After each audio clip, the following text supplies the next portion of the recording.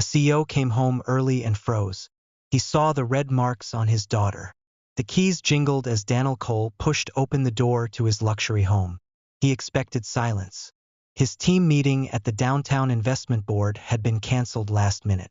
For the first time in weeks, he thought he'd surprise Maya with her favorite vanilla ice cream with rainbow sprinkles from the corner shop. It had been too long. Ever since his wife passed 2 years ago, Daniel had buried himself in work, trying to balance loss, grief, and responsibility.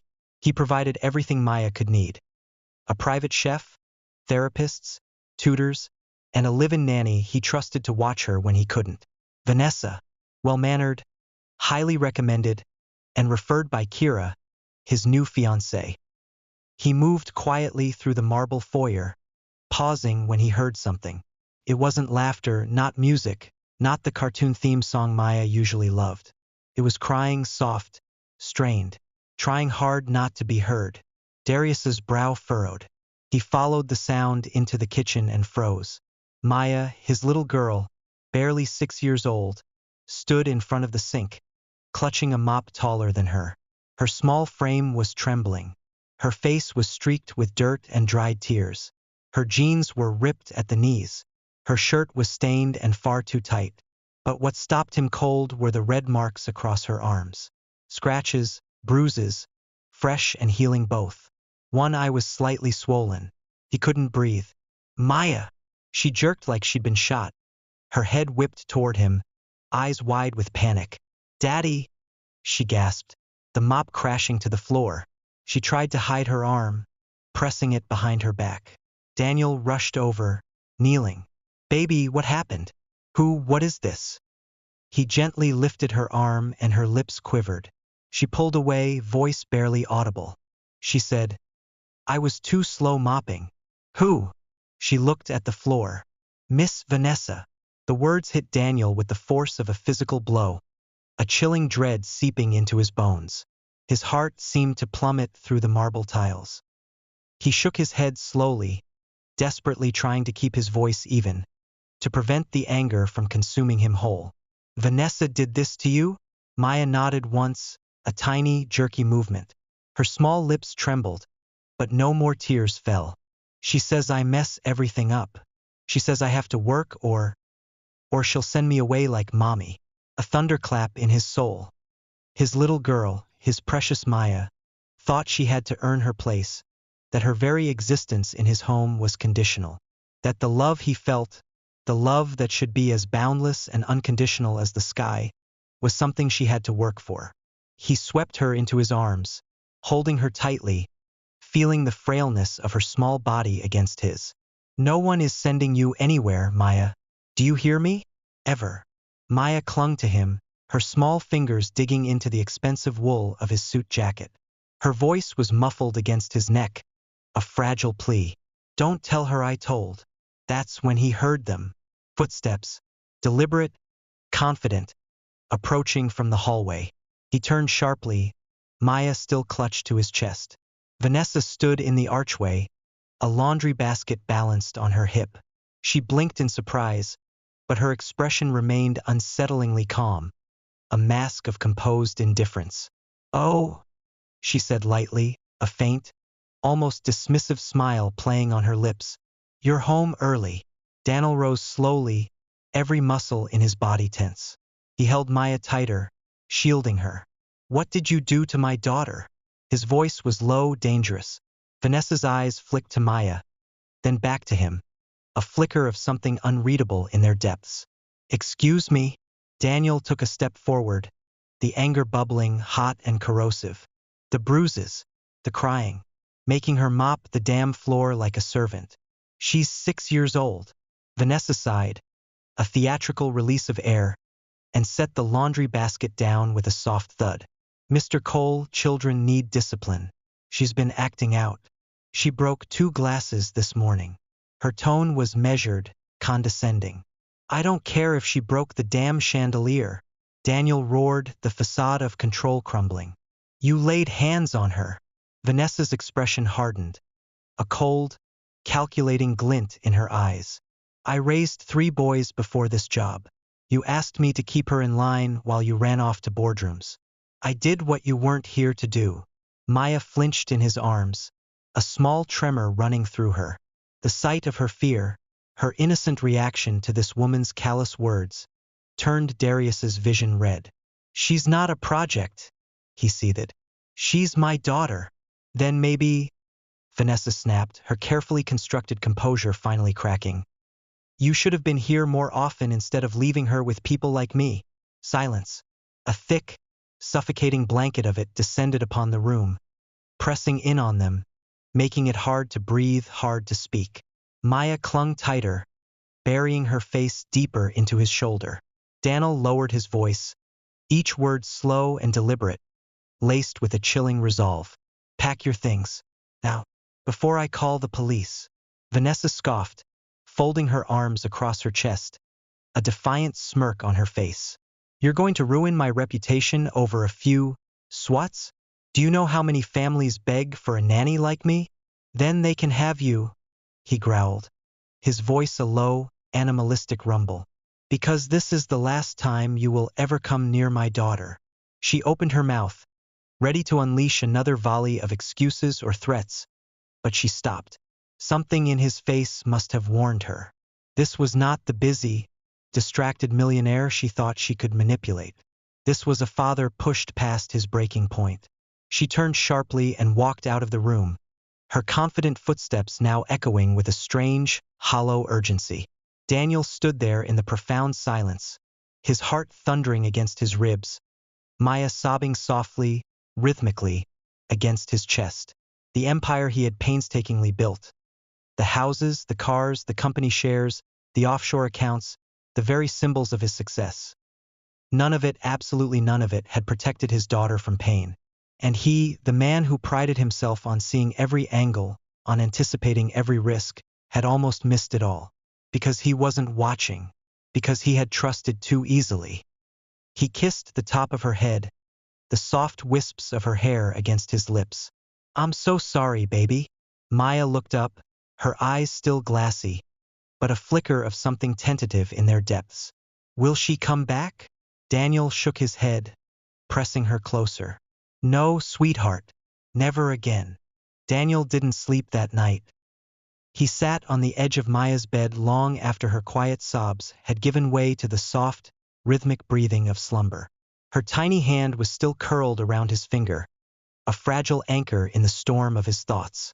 The bruises on her arms seemed to glow in the dim night light, fresh, searing reminders of how easily pain could hide behind quiet doors, and how he, in his ambition and his grief, had left those doors unguarded. The next morning, while Maya silently ate her breakfast, a soft blanket draped over her small shoulders, Daniel made his first call. Not to his investment board, not to his personal assistant, but to his attorney. By noon, Vanessa was gone from the house, her belongings swiftly removed. Within hours, she was arrested. But it wasn't enough. It was a beginning but not an end. Daniel wanted answers. He needed to understand how someone like Vanessa could have slipped through his meticulously crafted defenses. He hired a private investigator, not the kind who dug into corporate rivals, but a former child services analyst who specialized in family welfare cases. A woman named Elena Vargas, whose quiet demeanor hid a fierce determination. Within 2 days, the report landed on his desk. What he read made his blood run cold. Vanessa Hill, real name Vanessa Griggs. She had changed her last name 4 years ago, following a dismissed negligence case in Colorado. A family she'd worked for had accused her of excessive control, emotional harm, and inappropriate discipline. But the case had been dropped due to insufficient evidence and lack of follow-up by authorities. The parents, broken by the ordeal, had divorced, moved states, and fallen silent, their pain buried. In another file, Daniel found a school referral from 2018. 3 children withdrawn mid-year for behavioral trauma, following at-home disciplinary practices. Vanessa had been their caregiver. Each entry burned deeper into his conscience. She was a ghost, moving from family to family, state to state, staying just long enough to blend in, to appear clean enough not to draw immediate suspicion, but always strict enough, always harsh enough, to leave scars that weren't always visible. And he, Daniel Cole, the man who believed he could read every contract, vet every employee, outmaneuver every risk, had let her near his daughter. He stormed into Elena Vargas's office, the thick report clutched in his hand. Why the hell wasn't this caught? Elena shook her head, her gaze steady. She knew how to game the system, Mr. Cole. Change addresses, scrub social media, no arrest record until now. It took deeper digging, connections, a certain kind of empathy for the unheard. Frankly, most people don't bother. But I was most people, Daniel muttered bitterly, the words a raw confession. The police report was filed. Witnesses were interviewed. The case was open, and the authorities, armed with Elena's meticulous work, pressed charges for child endangerment and abuse. The dominoes began to fall. Multiple families, long silent in their pain and helplessness, were contacted. One mother, her voice trembling but resolute, even flew back from Atlanta to testify, sharing faded photos of her own son's bruises from years ago, a silent echo of Maya's suffering. The media, always hungry for a story, caught wind of it after a court leak. Headlines screamed, "Trusted nanny with dark past finally exposed." But Daniel wasn't interested in headlines. He was interested in healing. The next few weeks unfolded slowly, deliberately, each day a conscious act of rebuilding. He canceled 2 major deals, the kind that would have added millions to his already swollen net worth. He declined interviews, turning away the eager journalists circling his home. He took a leave of absence from his own board, the first time in his professional life he had willingly stepped away from the relentless pursuit of power and profit. Every morning he cooked breakfast himself. Sometimes it was lopsided pancakes, sometimes perfectly buttered toast, sometimes just cereal in dinosaur bowls. Maya didn't speak much at first. Her world had shrunk, and her voice seemed to have retreated with it. She drew pictures with tiny stick figures, some crying, some alone, some huddled in fear. He read every one, searching for clues, for a window into her silent pain. He enrolled her in play therapy with a specialist in childhood trauma, a woman with kind eyes and a gentle voice who knew how to listen to silence as if it were a language. Daniel was there for every session, a quiet sentinel learning, watching. One evening, as the last rays of sunlight painted the living room in soft golds, Maya asked him, her voice a whisper, "Daddy, will she come back when the police let her go?" He paused, his heart aching. He crouched to her level, looking directly into her eyes, making sure she saw the truth in his. "No, sweetheart, she won't, because I will never let anyone hurt you again. Not ever." She touched his chin with a tiny finger, her gaze steady, almost accusatory. "You were gone a lot." His eyes filled, a hot sting behind them. He swallowed, the truth a bitter taste. "I know, baby, I know. But I'm here now. For good." She nodded, a small, almost imperceptible movement, and then leaned into his chest, a soft sigh escaping her lips. It was a fragile step, a tentative bridge between their broken past and an uncertain future. At the sentencing hearing 2 months later, Daniel stood in a crisp navy suit, his hand firmly holding Maya's small one. Vanessa sat on the defendant's bench, her face blank, devoid of emotion. But this time the confidence was gone. The carefully constructed mask had cracked. She had no job references, no community support, no second chances left. Her past, the one she had so meticulously erased, had finally caught up to her. The judge's voice was clear, firm. He sentenced her to 3 years in prison, followed by 2 years of probation and mandated therapy. Vanessa didn't speak, not one word. But it didn't matter anymore, because Maya's voice, through her drawings, her quiet whispers, her slowly returning laughter, was finally being heard. That weekend, Daniel took Maya to the park, the same one her mother used to take her to before she passed. The air was crisp, the sky a brilliant blue. Maya ran through the grass, her bright yellow sundress a splash of sunshine. Her laughter, once a muffled echo, returned like a spring breeze, clear and unburdened. Her arm had healed, the bruises faded to faint shadows. Her eyes no longer flinched when someone nearby raised their voice. Her afro puff bounced with every joyous leap. Daniel sat on the bench, hands resting on his knees, watching her like the world depended on it. Because for him, it did. A motherless girl who had almost been lost in the shuffle of a powerful man's empire. A father too blinded by ambition to see the cracks in his own home. Now, sitting side by side, healing together, the past a painful lesson, the future an open canvas. As Maya finally climbed into his lap, curling against his chest, her small body warm and safe, she whispered, "You won't leave again, right?"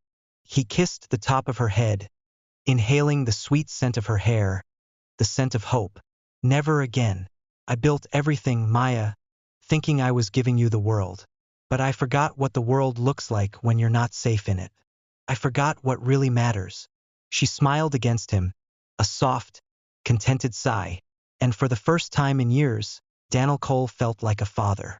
Not a provider, not a businessman, not a conqueror of markets. He was a protector, and he would never, ever look away again. If Daniel and Maya's journey touched your heart, hit the like button and subscribe to join our community. We're always eager to connect. So tell us, where in the world are you watching from?